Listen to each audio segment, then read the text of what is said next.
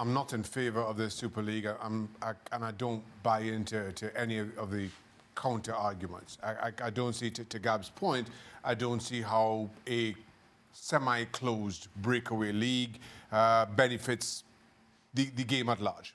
To Nedum's point, as much as I absolutely agree, the monopoly that FIFA has over the game needs to be challenged because of maybe some of the things that they do or don't do that negatively impacts the game and how people want to see the game run.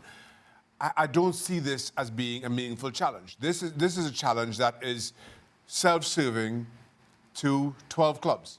It doesn't address the monopoly that is FIFA or how that has failed football in a larger sense. So if your intent is to challenge FIFA's monopoly, you have to provide a reason as to how and why you need to do this that is more than just we're going to get more money for ourselves.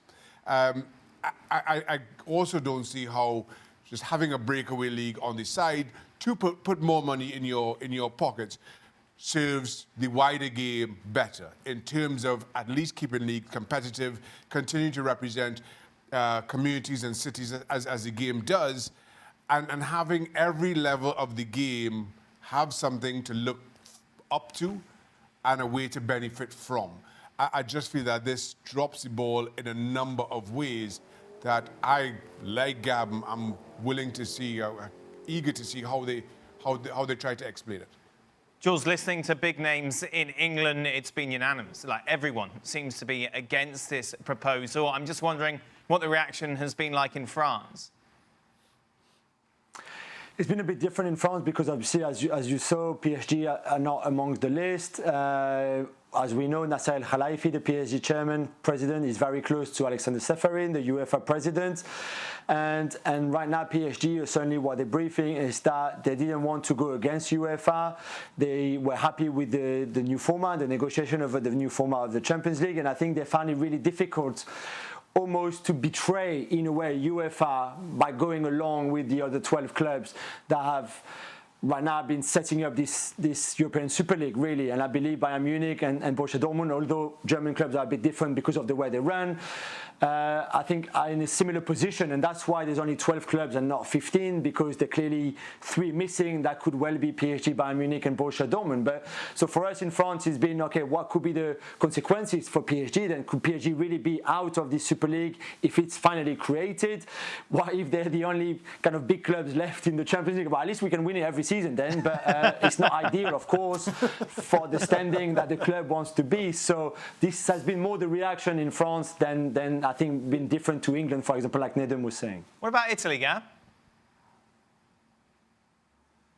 Well, it's funny because I mean, this issue's come up before, and as you generally, as you might imagine, a number of sort of Juventus fans are in favour of it if Juventus gets to be a part of it.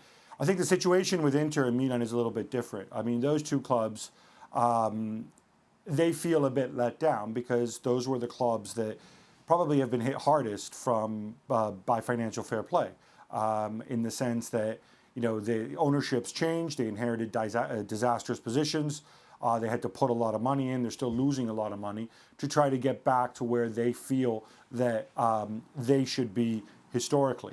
I think also, and look, let's call a spade, the people who are driving this are Ed Woodward at Manchester United and the Glazers, Liverpool and Real Madrid, as well as obviously Andrea Agnelli at Juventus. So these are the key clubs, and I think Milan and Inter historically, going back a decade, felt, well, we were in the driver's seat for these discussions.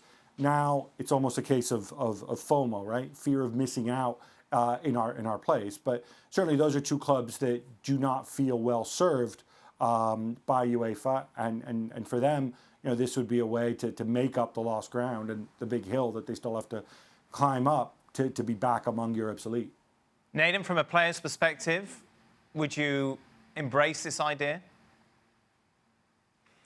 To be honest, having looked at some of the wording, especially in the Premier League, they have the right to be able to ban a player from taking part in any competition, whether it's So whether it's the league, it's European championships, World Cups and things like this. So I think it puts players in a very, very tricky situation. But to go back to the whole concept that Jules put forward about how it's a game of poker, I don't think the clubs will risk their players not being able to play in other competitions to create this league itself. So this statement, which is going to come in the next hour or so, I think is very, very important. Because as a player, you are left in a really, really tricky situation because those 12 clubs, and possibly if it gets to 15, those are the teams who, in my opinion, people want to watch in the Champions League and so on and so forth. But if those players are only going to be limited to those leagues and can't play anywhere else, then you do have to ask the question, will those players continue to go there? And it's going to be a tricky one. But I don't know. I think for where we're at now with negotiations, I think there's something else to come, something a bit bigger. And listening to Gab talk about what happened on Friday is really interesting because most people aren't hearing those conversations. So as this plays out, I think all ears will be up. Thanks so much for watching ESPN on YouTube. And for more sports highlights and analysis, be sure to download the ESPN app. And for premium content and live streaming, subscribe to ESPN Plus.